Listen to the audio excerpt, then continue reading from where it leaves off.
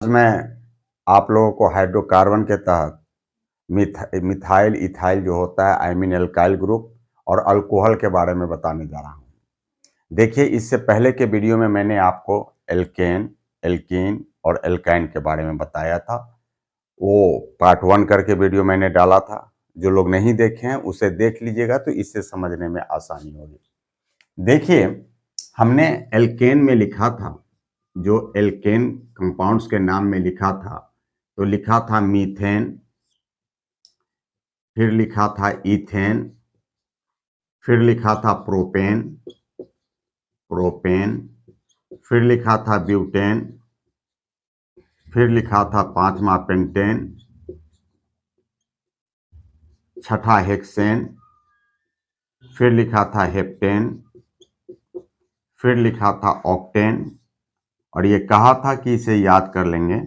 फिर नमा होता है नोनेन और 10वां होता है डेकेन। हमने इसका मोलेकुलर फार्मूला लिखा था। मीथेन का होता है CH4, फिर इथेन होता है C2H6। हम प्रीवियस वीडियो में पूरा बना चुके हैं। C3H8, ये तीन, ये कार्बन जितना होता है, हाइड्रोजन दोगुना से दो ज़्यादा होता है। तो देखिए, 3 दूनी 6 आ 2 8, ब्यूटेन C4H10 लिखा था, फिर पेंटेन C5H12 लिखा था, सो ऑन लिखा था, हेक्सेन, हेप्टेन, ऑक्टेन, नोनेन, डेकेन। वहां मैंने प्रीवियस वीडियो में आपको खूब अच्छे से बताया था। अब इसका स्ट्रक्चर अगर देखिए तो यह बताया था कि मीथेन का ऐसा होता है, बताया था कार्बन की वैलेंसी 4 ही होती है, तो ये 4 बॉन्ड बनाता है। अब यहाँ पे देखिए, अगर एक हाइड्रोजन हटा दिया, अच्छा एक बात और बड़ी खूबसूरत बता देता हूं, किसी भी सैचुरेटेड हाइड्रोकार्बन में कार्बन के सभी बॉन्ड सिंगल होते हैं, कोई डबल या ट्रिपल बॉन्ड नहीं होता जी। डबल या ट्रिपल बॉन्ड वाले को हमको एल्कीन और एल्काइन कहते हैं। इसलिए कोई भी एल्केन ग्रुप का कंपाउंड कभी भी ये आपका एडिशन रिएक्शन नहीं करता है। एडिशन यानी कोई चीज आके जुड़ जाएगा, ऐसी बात नहीं होती है। जब भी ये करेगा तो डिस्प्लेसमेंट रिएक्शन करेगा, कोई हटेगा तभी कोई जुड़ेगा। तो ध्यान देंगे, एल्केन कभी भी योगशील प्रतिक्रिया एडिशन रिएक्शन नहीं करता है। यह भी पूछ सकता है, दे देगा कंपाउंड, बोलेगा कौन इसमें से एडिशन रिएक्शन कर सकता है, कौन नहीं कर सकता है। सो अगर अब ये एक हाइड्रोजन हट जाए, एक हाइड्रोजन अगर हट गया तो ये कैसा हो गया, एक बॉन्ड ये खाली हो गया, ये कार्बन हो गया, और कितने हाइड्रोजन हो गए, ये 3 हाइड्रोजन हो गए, तो इसका CH3 हो गया। सपोज कीजिए अगर इथेन की बात करता हूं, इथेन का स्ट्रक्चर फॉर्मूला मैंने उस दिन लिखना सिखाया था। ये आपको C2H6 का होता है। मैं फिर कह रहा हूं, जो लोग प्रीवियस वीडियो को नहीं देखे हैं, देख लेंगे तो इसे समझने में पूरी आसानी होगी। अब यहां से एक हाइड्रोजन हट जाए, एक बॉन्ड खाली हो जाएगा, कितने कार्बन हो गए, 2 कार्बन। हाइड्रोजन कितने, 1 2 3 4 5, C2H5 हो गया। तो इसी तरह प्रोपेन से हट जाए तो C3H7 हो जाएगा, यानी जितना कार्बन है उसके दुगना से एक ज्यादा हो जाता है। मीथेन से अगर ये हटा तो ये क्या हो गया, एक हाइड्रोजन हटा, CH4 है ना जी, एक हाइड्रोजन हटा तो उसका बॉन्ड खाली दिखाते हैं, एक बॉन्ड खाली। फिर कितने हाइड्रोजन बच गए, CH3। इथेन से हटेंगे तो क्या हो जाएगा, C2H5। देखिए, CH3 सिर्फ CH3 लिख के कभी नहीं छोड़िएगा, इसलिए कि यह रेडिकल हो जाता है, ये कोई कंपाउंड नहीं होता है, इसलिए ऐसा कुछ भी मीनिंग फुल नहीं होगा। हाँ, इसके आगे एक बॉन्ड जरूर लगाएंगे। और देखिए ना, केमिस्ट्री कितनी आसान सी बात है जी। अगर ये CH4 है, इससे एक हाइड्रोजन हटा तो हम लोग ऐसा लिखते हैं ना, ये CH3 लिखना सिखाया। अगर इससे 2 हाइड्रोजन हट जाए, 2 हाइड्रोजन हट जाए तो ये 2 बॉन्ड खाली दिखा देंगे और C, और फिर H2 दिखा देंगे।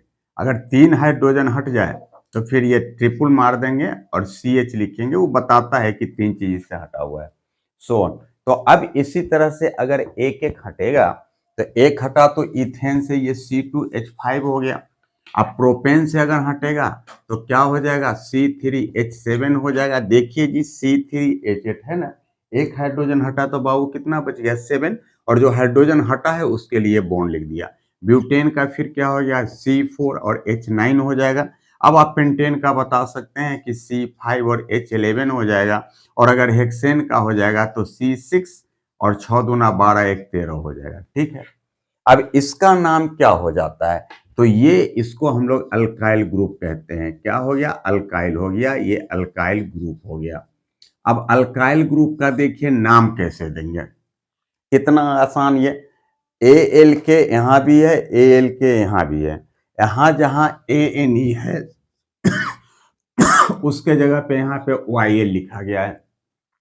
तो आप भी देखिए एल्केन में सबके साथ ANE है। अब उसका नाम देना है तो ANE की जगह YL कर दीजिए।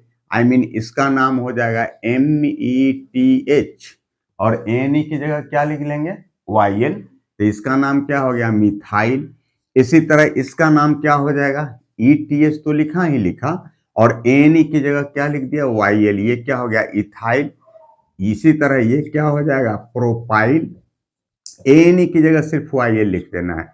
इसका नाम क्या हो गया, देखिए ब्यूटेन में ब्यूटी ANE होता है ना, ब्यूटेन, तो ANE हटा देना है, इसके जगह पे क्या लिख देना है, YL। ये क्या हो गया, ब्यूटाइल।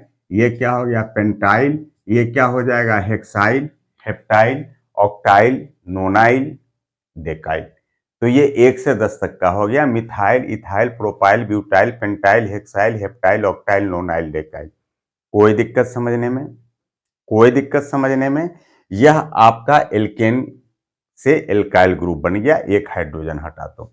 फिर बताऊं, आप पहले का वीडियो देख लीजिएगा तो ये एल्केन एल्किन एल्काइन भी बेहतर हो जाएगा। कोई दिक्कत। आइए अब आगे बढ़ते हैं, आपको रेडिकल पढ़ाना शुरू करते हैं। तो रेडिकल पढ़ाना शुरू करते हैं। आप देखिए कितना आसान होता है ये, और रेडिकल में जो भी पढ़ाते बहुत इंपॉर्टेंट होगा जी। आप जरूर इसे ध्यान से देख लीजिए, और बिना इसके ऑर्गेनिक केमिस्ट्री हो ही नहीं सकती है। और अगर इस पे आप कमांड रखते हैं तो फिर ऑर्गेनिक केमिस्ट्री कभी भी आपको प्रॉब्लम नहीं देगा। आप होल लाइफ पढ़ते रहेंगे, बहुत आसानी से आप समझते रहेंगे। देखिए एक रेडिकल होता है यह OH, इसे हम लोग हाइड्रोक्सिलिक ग्रुप कहते हैं। इसे क्या कहते हैं, हाइड्रोक्सिलिक ग्रुप। यह हाइड्रोक्सिलिक ग्रुप है, और यह आपका क्या बनाता है, यह अल्कोहल बनाता है, यानी इट फॉर्म्स अल्कोहल।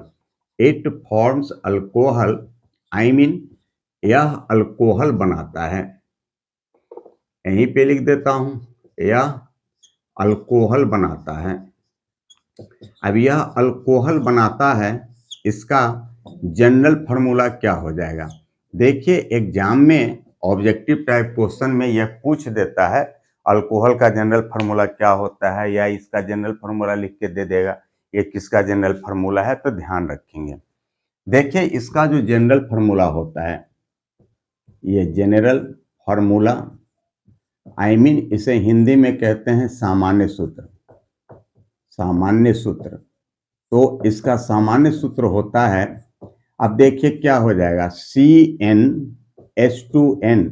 अभी एल्केन में लिखा था ना हमने, CnH2n+2 लिखा था, यानी कार्बन जितना हाइड्रोजन दुगना से दो ज्यादा। अभी क्या है, एक हाइड्रोजन हटेगा और उसके जगह पे क्या आ जाएगा, OH आ जाएगा। तो एक हाइड्रोजन कम लिखेंगे, यानी CnH2n+1, और इसके जगह पे क्या है, एक हाइड्रोजन के जगह क्या लिख दिया, OH। देखिए एक हाइड्रोजन है और एक क्या हो गया, OH हो गया। अभी बताया तो ये डिस्प्लेसमेंट रिएक्शन ही करेगा, ये कभी आपको एडिशन रिएक्शन नहीं करता है। तो एक हटा तो एक हाइड्रोजन हट गया, उसके जगह पे क्या हो जाएगा, OH जुड़ जाएगा। यह आपका अल्कोहल का जनरल फार्मूला होता है, इसे ध्यान रखेंगे, ये कॉम्पिटिटिव एग्जाम में भी पूछ देता है। अब देखिए ये इसका कैसे क्या होगा पूरा। सबसे पहले मैं लिखता हूं इसका, ये नेम लिखता हूं, मोलेकुलर फार्मूला लिखता हूं। आइए देखिए molecular formula, molecular formula, molecular formula को हिंदी में हम लोग कहते हैं अणुसूत्र। क्या कहते हैं, अणुसूत्र। फिर उसके बाद से नेम हम लोग लिखते हैं, और नेम भी देखिए दो तरह का नाम होता है हर ऑर्गेनिक कंपाउंड का।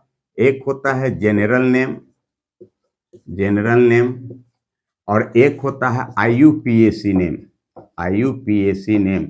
जनरल नेम माने सामान्य नाम, और एक IUPAC नेम और फिर स्ट्रक्चरल फार्मूला।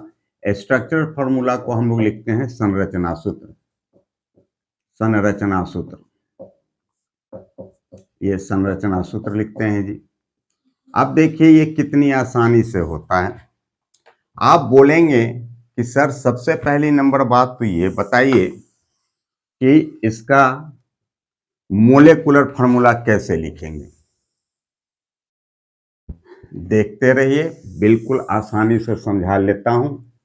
ये पहला तो मीथेन था ना, CH4 एक कार्बन वाला, तो एक हाइड्रोजन हटा यानी CH3 और एक क्या जुड़ गया OH। एक कार्बन अभी बताया तो कि ये जैसे CH4 है बाबू, तो एक हाइड्रोजन हटा, तो एक हाइड्रोजन हटा इसी जगह पे OH आ गया, तो क्या हो गया CH3 और OH हो गया। अब एक हाइड्रोजन हटेगा और OH जुटेगा, तो दूसरा ऐसा ही क्या कर देंगे C2H5OH। क्यों, इथेन C2H6 होता है ना, तो C2H6 होता है, तो एक हाइड्रोजन हटा तो C2H5 और OH। तीसरा हो जाएगा C3H7OH। फिर आपका चौथा क्या हो जाएगा C4H9OH। ध्यान दीजिए ब्यूटेन में भी C4H10 होता था, एक हाइड्रोजन हटेगा एक OH जुड़ेगा। पांचवा हो गया C5H11OH।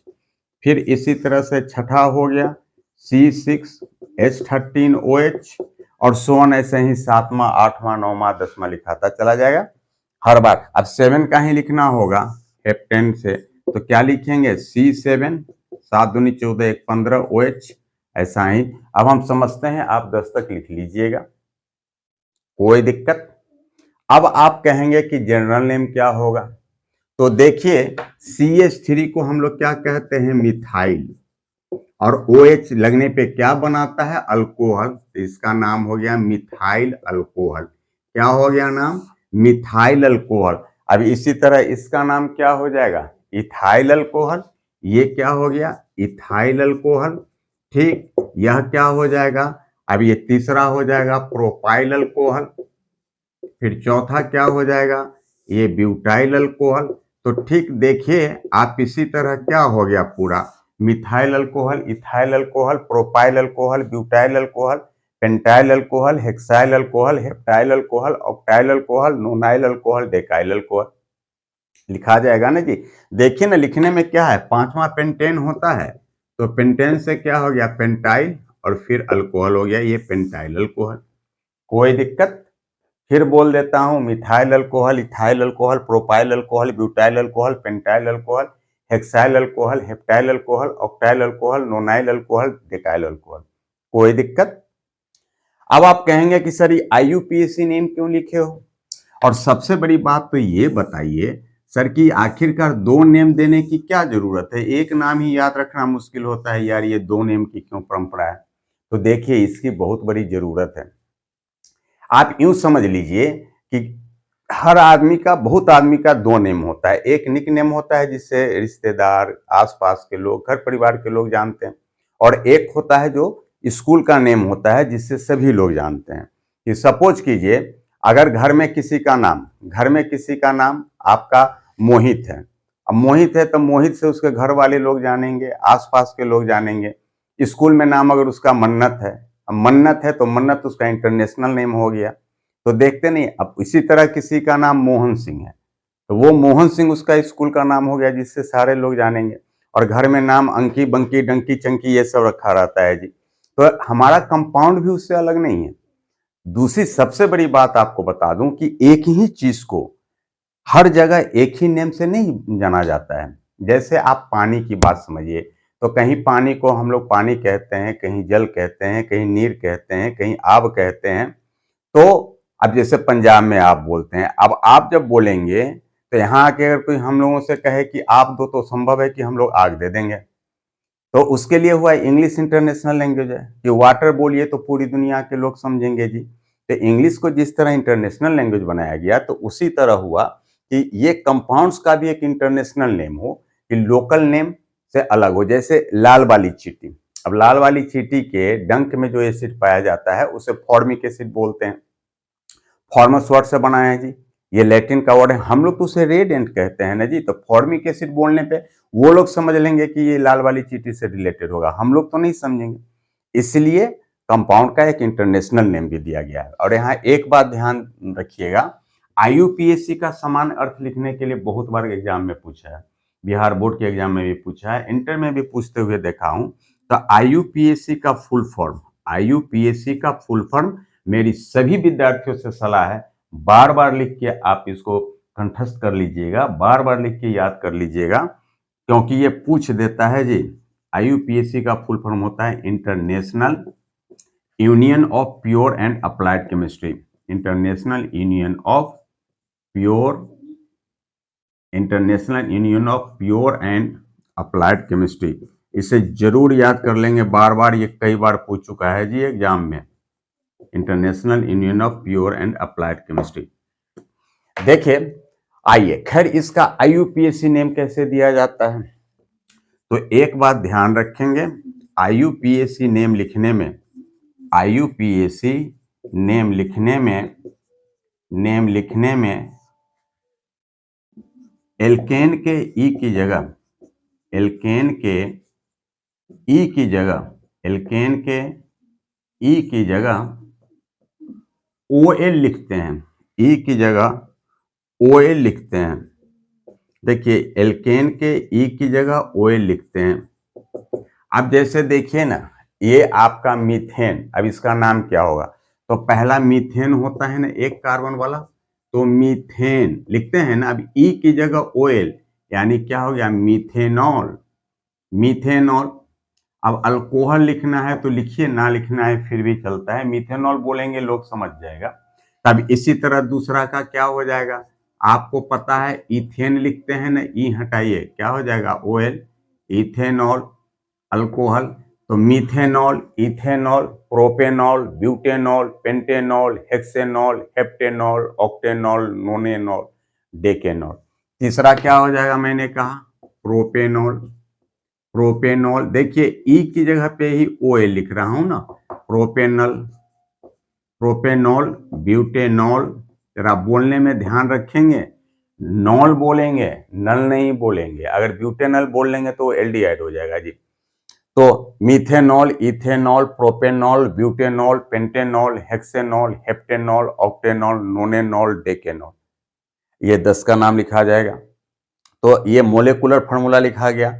General formula, general name लिख लेंगे, IUPAC नेम लिख लेंगे। और यहाँ एक चीज बता देता हूँ, देखिए यह जो इथाइल अल्कोहल है ना, इसी को हम लोग बियर में, वाइन में, विस्की में, ये जो भी आपको इस तरह का ये नशीला पदार्थ है उसमें हम लोग इस्तेमाल करते हैं, कफ सिरप में भी होता है।